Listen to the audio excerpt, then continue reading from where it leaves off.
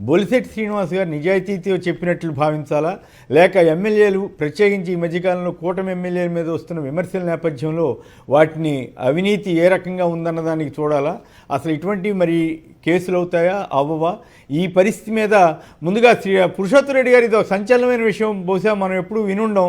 ఆయన నిజాయితీగా చెప్పినట్టు అనుకోవాలా, లేక దాన్ని అవినీతి కేసు కింద చూడాలా, ఎట్లా మీ అభిప్రాయం ఏంటి? కొమ్మిన గారు, అందరికీ నమస్కారం. అంటే వారు రెండు అంశాలు ఉన్నాయి ఇక్కడ. ఒకటి, ఇట్లాంటి సందేశం ఇచ్చి సమాజానికి ఏం చెప్పదలుచుకున్నాం అంటే, మేము తీసుకుంటున్నాము, ఎందుకు తీసుకుంటున్నాం, మళ్ళీ ప్రజల కోసం ఖర్చు పెడుతున్నాం. పురుషోత్తమ రెడ్డి గారు వినపడుతోందా? వినపడుతుందా మీకు? హలో పురుషోత్తమ రెడ్డి గారు, హలో హలో కొమ్మిన గారు, బేసిక్ గా వారి వీడియోకి సంబంధించి చూసినప్పుడు ఒక ఎమ్మెల్యే కానీ, ఎంపీ కానీ, ప్రజాప్రతినిధి కానీ, ఒక ఉన్నత స్థానంలో ఉన్న వ్యక్తులు సమాజానికి మంచి సందేశం ఇవ్వాలి. ఆ మంచి సందేశం ఇవ్వం కాకుండా ఒక బ్యాడ్ ప్రాక్టీస్ ని గుడ్ ప్రాక్టీస్ గా చెప్పడానికి ట్రై చేస్తున్నాడు. అంటే నేను తీసుకుంటున్నాను కానీ దాన్ని మళ్ళీ తిరిగి ప్రజలకే వెచ్చిస్తున్నాను చెప్పడం ద్వారా ఏం అందరికీ అది అధికారులు కూడా చేయొచ్చు కదా. అప్పుడు మేము కూడా తీసుకుంటున్నాం, ఏదో గుడికో దానానికో ధర్మానికో చేసుకుంటున్నానని చెప్పొచ్చు.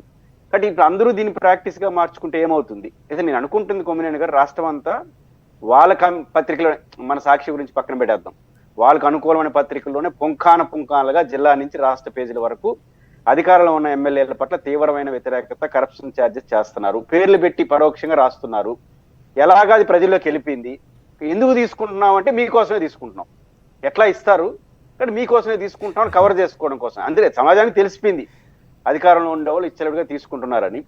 కాబట్టి ఎట్లా తెలిసిపోయింది కాబట్టి కొత్తగా పోయింది ఏముంది, ఎందుకు తీసుకుంటున్నాం అంటే ఆ స్టేడియం కట్టడానికి వాటి కోసం చేస్తున్నారు. నేనేమంటానంటే ఆ డబ్బులే ప్రభుత్వంతోనే కట్టించేస్తుంది, మీరు తీసుకుని ఎందుకు కట్టించేది? ఈ కరప్షన్స్ ఆపేస్తే ఆ డబ్బులతో ప్రభుత్వమే చేస్తుంది కదా, మళ్ళీ మీరు ఎందుకు చేసేది? మీరు తీసుకోవడం ఎందుకు, మళ్ళీ కట్టడం ఎందుకు? కాబట్టి ఇది పూర్తిగా అనైతికమైంది. నిజంగా వ్యవస్థలు అన్ని పాజిటివ్ కోణంలో ఆలోచిస్తే అసలు సుమోటోగా తీసుకోవాల్సిన కేసు ఇది అవుతుంది. రైట్, ఇంట్రెస్టింగ్ వ్యాఖ్య చేశారు. మన రాజు మీరు మీ అభిప్రాయం ఏంటి సార్? ఒకటేంటంటే జనసేన పార్టీ నాయకులు ఆ విధంగా మాట్లాడటమే నాకేం ఆశ్చర్యం కలిగించలేదు. ఎందుకంటే వాళ్ళ అవినీతి అధికారికంగానే చేస్తున్నారు ఈ కూటమి ప్రభుత్వం అని మేము మొదటి నుండి అదే చెప్తున్నాం. ఈ రోజు మేము చెప్పినటువంటి మాటలకు వాళ్ళు నిజం అనే ఒక స్టాంప్ వేశారు. అయితే ఇది మాలాంటి యువకులకు, అంటే రాజకీయాల్లో ఉండి భవిష్యత్తులో శాసనసభ్యులుగానో పార్లమెంట్ సభ్యులుగానో వెళ్ళాలనే లక్ష్యం పెట్టుకుని పనిచేసే మాలాంటి విద్యావంతులైనటువంటి యువకులకి వీళ్ళు ఇచ్చేటువంటి మార్గదర్శకాలు ఏంటి? యాజ్ ఎ సీనియర్స్ గా అని అడిగితే, లంచాలు తీసుకోమని చెప్పి భవిష్యత్ రాజకీయ నాయకులను అడుగుతున్నారా, లేదా ప్రోత్సహిస్తున్నారా, లేదా మేము తీసుకున్నాం రేపు మీరు తీసుకోండి అని చెప్తున్నారా? What is this non sense? ప్రజాస్వామ్యంలో ఇటువంటి మాటలు అనేటువంటివి అసలు మాట్లాడకూడదు. లంచం తీసుకోవడమే కాదు, లంచం ఇవ్వడమే కాదు, తీసుకోవడం కూడా నేరం అనేటువంటిదే రాజ్యాంగం చెప్తుంది. అటువంటి పరిస్థితిలో అసలు శాసనసభ సభ్యుడు అంటే ఎవరు? ఆ శాసనసభ నియోజకవర్గ పరిధిలో ఉన్నటువంటి అధికారులందరి మీద కూడా ఆధిపత్యం, ఎవరి కోసం? ప్రజల సమస్యలు పరిష్కరించడం కోసం ఆధిపత్యం ఉండేటటువంటి ఒక అధికారమే శాసనసభ సభ్యుడు. శాసనసభలో శాసనాలు చేయాలి. ఆ నియోజకవర్గ పరిధిలో ఏ అధికారులను తప్పులు చేసినా, అవినీతి చేసినా, మరోటి చేసినా వాళ్ళ మీద కఠినంగా వ్యవహరించాల్సినటువంటి అధికారం కలిగినటువంటి వ్యక్తే.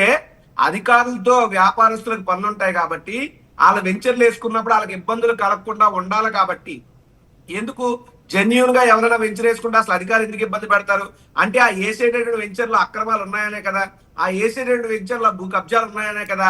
అంటే భూ కబ్జాలు చేసి పేదల భూములు కొట్టేసో, ఎస్ఐ ల్యాండ్లు కొట్టేసో వెంచర్లు వేసిన అధికారులు నోరు మెదపకుండా ఉండడానికి వీళ్ళు అవినీతితో తాళం వేస్తున్నారు అధికారులకి. దానికి ఎమ్మెల్యేలే అనకూడదు, మధ్యవర్తిత్వం వహిస్తున్నారు అన్నటువంటి అనుమానం కలుగుతుంది. ఖచ్చితంగా ఏదైతే కోర్టు నిన్న ఒక సోషల్ మీడియాకి సంబంధించిన యాక్టివిస్టుల విషయంలో కానీ, మిగతా అక్రమ అరెస్టుల విషయంలో కానీ సిబిఐకి ఎలాగా సుమోటోగా దర్యాప్తు చేయమని చెప్పిందో, ఈ ఎమ్మెల్యే చేసినటువంటి వ్యాఖ్యలను ఆధారంగా చేసుకుని గౌరవ న్యాయస్థానాలు ఈ కేసు సుమోటోగా స్వీకరించి, ఇలాంటి శాసనసభ్యుడు ఒకడే కాదండి, ఈ యొక్క 164 మంది శాసనసభ్యులు కూడా ఇదే రకంగా పచ్చి అవినీతి పరులు, కలెక్షన్ ఏజెంట్లుగా తయారయ్యారు.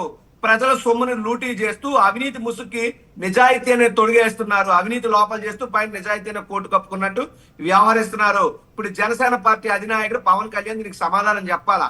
నాకు డబ్బులు లేని రాజకీయం, జీరో బడ్జెట్ పాలిటిక్స్, సేవ చేయాలి, ఇటువంటి మాటలు మాట్లాడతాడు ఆయన. మరి నీ సొంత ఎమ్మెల్యే, నీకు అత్యంత ప్రీతిపాత్రైనటువంటి ఎమ్మెల్యే ఓపెన్ గా బహిరంగంగా చెప్తున్నాడు లంచాలు మేము తీసుకుంటున్నామని. మీకేమన్నా సిగ్గు శరం బాధ్యత ఉంటే మీ యొక్క ఎమ్మెల్యేల మీద ఏ విధమైనటువంటి చర్యలు తీసుకుంటాడో పవన్ కళ్యాణ్ చెప్పాలి. ఇకపోతే చంద్రబాబు నాయుడు గారు చేతికి వాచి లేదు, ఓ వేలు కొంగరం లేదని చెప్పి నిజాయితీ మాటలు బయట మాట్లాడతాడు. మరి నీ యొక్క కూటమి ప్రభుత్వంలో లంచాలు ఎందుకు ఇస్తున్నారు అంటే అధికారులు కూడా లంచాలు తీసుకుంటున్నారు కాబట్టి వాళ్ళతో మేము మమేకమయ్యి లంచాలు కంచాలు పంచుకుంటూ తింటున్నట్టు ప్రజాస్వామ్యాన్ని కూని చేస్తున్నారా మీ కూటమి ప్రభుత్వం? దీని మీద ఖచ్చితంగా చంద్రబాబు నాయుడు సమాధానం చెప్పాలి. వీళ్ళిద్దరూ చెప్పరు, ఎందుకంటే వీళ్ళ ఈ అవినీతికి హెడ్ బాస్ వీళ్ళిద్దరే. కాబట్టే మేము గౌరవ న్యాయస్థానాన్ని మీ ద్వారా అర్థిస్తా ఉన్నాం. దయచేసి ఈ కేసును సుమోటోగా తీసుకుని దీని మీద లోతైనటువంటి విచారణ జరిగితే భారతదేశంలోనే మతిపోయేటటువంటి అతిపెద్ద అవినీతి కుంభకోణం ఆంధ్ర రాష్ట్రంలో జరిగింది. అవన్నీ బయటకు వస్తాయి.